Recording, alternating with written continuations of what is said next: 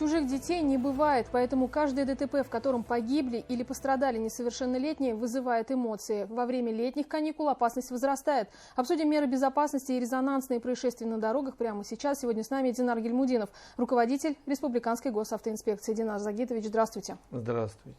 Одно из резонансных ДТП в Уфе около стадиона Гастелло. КАМАЗ сбил насмерть 13-летнего ребенка. Удалось ли установить виновного и как вы можете прокомментировать это происшествие?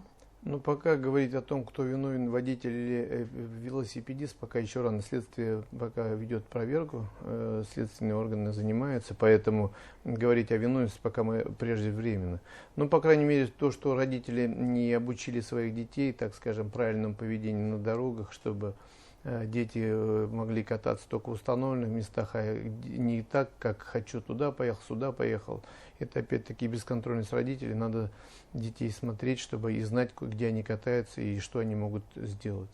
В СМИ сообщали о том, что на данном участке должны были быть установлены знаки дорожные, которые указывали бы на проводящийся ремонт. Подтверждаете ли вы эту информацию? Как можете тоже прокомментировать вот эту сторону? Ну, эту сторону можно прокомментировать таким образом, что на данном участке ремонтные работы идут, в принципе, в соответствии с нормативными документами знаки стояли, но буквально перед началом вот этих заездов, поворота, там знаков этих не было, да, но предупреждающие знаки, они были. Поэтому, ну, понятно, что дети все равно не смотрели на эти знаки, не обращали внимания, потому что, вы сами знаете, у нас зачастую водители, участники дорожного движения не замечают, а тем более велосипедисты, дети, тем более они не видели этих знаков. В городе Октябрьске еще одно ДТП, где пострадала 8-летняя девочка. Что удалось установить на данный момент? Ну, ДТП произошло, девочка должна жить.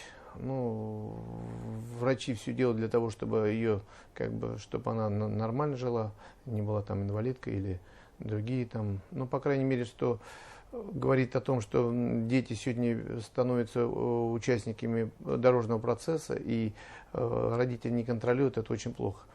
А сегодня, наверное, у нас, по крайней мере, показалось, что ситуация на дорогах очень сложная. На сегодняшний день только на дорогах Башкортостана погибло 11 детей. Ну, даже один ребенок погибает, для нас трагедия, но тем более такое большое количество детей. Вот вы сами подумайте, 9 у нас было пассажиров, 1 пешеход и 1 участник, велосипедист, так скажем. Вот 11 детей, которые погибло на сегодняшний день в Башкортостане. Трагедия для республики, это и количество ДТП у нас растет, и количество раненых детей растет. В прошлом году пандемии, в эти дни не было ни одного ДТП в прошлом году, а в этом году вот мы каждый день 3-5 ДТП с пострадавшими детьми. Опять-таки мы не занимаемся воспитанием и не говорим элементарных правил, чтобы родители перед уходом ребенка в школу напоминали о правильном поведении на дороге. Если вот эти моменты мы не будем говорить детям, то я понимаю, что ситуация может еще хуже стать, если мы не будем вот этих вещей делать. Динар Загитович, вы сам родитель. Родители слушают сейчас БСТ. Что они должны сказать своим детям, чтобы дети их услышали и произвести вот этот эффект, чтобы не допускать такие аварии? Ну, в первую очередь, во-первых, родитель должен быть примером своим детям. Хотим мы не хотим, первое, так скажем, отражение человека, наверное, скажем, в семье, это родитель, дети повторяют своих родителей. Зачастую взять на проспекте Октября или других моментах, вот сами родители берут своих детей и перебегают дорогу в неустановленных местах. А потом говорим, почему дети там хотят перебежать на улице перед близко идущим автомобилем. Поэтому все родители должны быть примером, и всегда элементарное правило говорит о том, что зеленый – это разрешающий сигнал светофора. Вот хотя бы этих элементарных, вроде банально, вроде говорим, да, что вот надо напоминать, но еще ничего другого не придумали, чтобы напоминание детям, что они лучше усваивают и лучше помнят, если будут говорить их близкие, родители, взрослые, дедушки, бабушки. Ну и по возможности, если есть возможность провожать своих детей, это самое лучшее, конечно.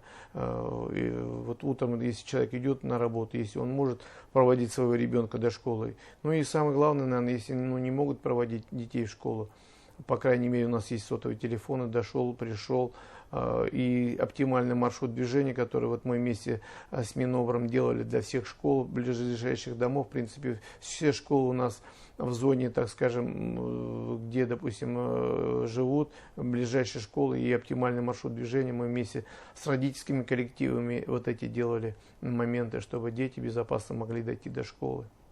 Ленар Загитович, вы уже сказали, что в этом году 11 детей, к сожалению, погибли на дорогах Башкортостана. Что еще говорит статистика по соблюдению, использованию детских кресел в автомобилях, да, ремней безопасности? Что вы видите? Ну вот вижу, последний, допустим, ДТП, где у нас в Салаватском районе дети погибли в автобусе, они были не пристегнуты, понимаете? Вот опять-таки халатность чья, в какой-то мере взрослых, которые рядом находились, почему своих детей они не пристегнули? Если бы они были пристегнуты, может быть, они остались живы, понимаете? Вот мы иногда вот эти элементарные моменты своих детей садим назад. Сотрудник ГИБДД же не может постоянно всех останавливать и всех проверять. Но в первую очередь обеспечение своих близких надо, наверное, прежде всего участнику дорожного движения, который едет за рулем. Чтобы не было каких-то последствий, какой-нибудь там нерадивый выехал на встречную полосу, люди остались живы. И, по крайней мере, все участники дорожного движения, которые пристегнуты там, или в удерживающихся сиденьях, дети, там, которым положено, они более-менее остаются, основная масса остается живы, потому что вот эти моменты безопасности автомобиля, подушки безопасности, они быстрее срабатывают, когда ремнем пристегнут или на удерживающемся сиденье ребенок закреплен. Не просто там сиденье поставили, и там ребенок там сел, просто для сотрудника ГИБДД показано. Надо, как положено, закрепить и все сделать моменты, чтобы ребенок при возникновении там резком торможении, чтобы не вылетел. Вот если мы элементарно будем соблюдать, я думаю, и ситуация будет другая. Актуальная тема – использование электросамокатов. Они очень доступны, они везде, и дети тоже ими используются. Как вы считаете, какое регулирование здесь должно быть? Ну, в первую очередь, конечно, в последнее время электросамокаты появились на дорогах нашей страны, нашей республики. Все эти прокатные самокаты, особенно молодые люди, выпивают, садятся на эти самокаты, едут по проспекту, по улице Ленина, напротив дорожного движения, навстречу движению.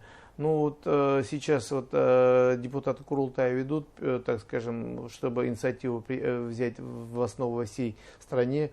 По крайней мере, допустим, в иностранных государствах давно электросамокаты, если прокатные берут, они на проезжую часть выехать не могут, потому что есть локация, где могут они передвигаться.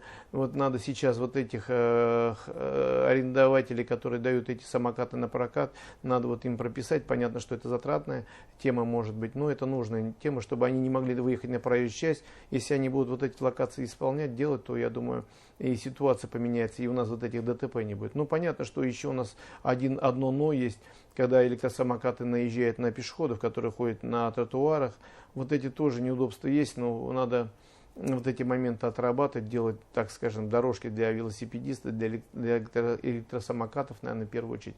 А так хаотично, если мы будем дальше так будем работать, ездить, то, я думаю, последствия будут какие-то на дорогах нашей республики.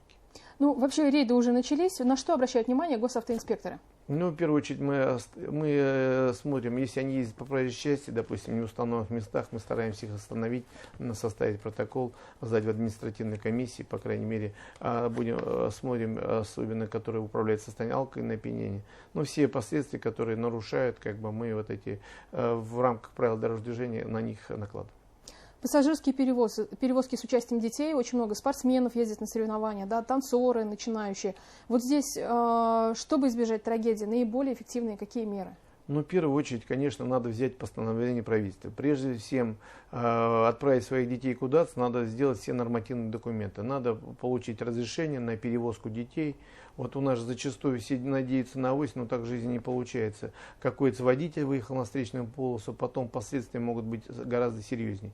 Во-первых, если они подают заявку в органы МВД, мы осматриваем автобус, даем допуск, по крайней мере берем маршрут движения на контроль, и в трудных участках, если, допустим, это зимние периоды и другие моменты, мы делаем им, обеспечим, чтобы они безопасно могли проехать, и, по крайней мере, отслеживаем ситуацию, они проехали этот участок дороги или не проехали. Это делается для удобства, для безопасности людей. Мы начнем понимать, что на авось не надо надеяться, тогда, я думаю, никто нарушать это постановление правительства не будет, и директора школ, директора учебных заведений, которые вот перевозят, отправляют своих детей без согласования с органами МВД, это делать нельзя. Поэтому последствия вот мы как бы постоянно задерживаем, наказываем директоров школ, мы как бы никаких поблажек им не даем, тут безопасность людей, много детей тем более особенно, поэтому отвечать перед законом все будут. Ну и сотрудники госавтоинспекции, если видят перевозка детей или перевозка там пассажиров, автобусы, так скажем, мы на трассу особенно останавливаем, проверяем, есть ли у них разрешающие документы, но мы это делаем быстро, чтобы не задерживать участников дорожного движения. Если все документы нормальны, все разрешено, пожалуйста, пускай едут. Но, по крайней мере, то, что водитель автобуса не уснул или другие моменты, это даже, я думаю, во благо тех людей, которые перевозят водителя автобуса. Динар Загитович, мы понимаем, что все правила написаны кровью.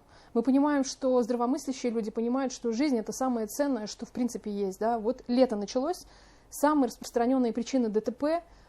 Предупредите, пожалуйста, автомобилистов в республике, к чему нужно быть готовыми, что никогда нельзя делать, вот по опыту, по-вашему.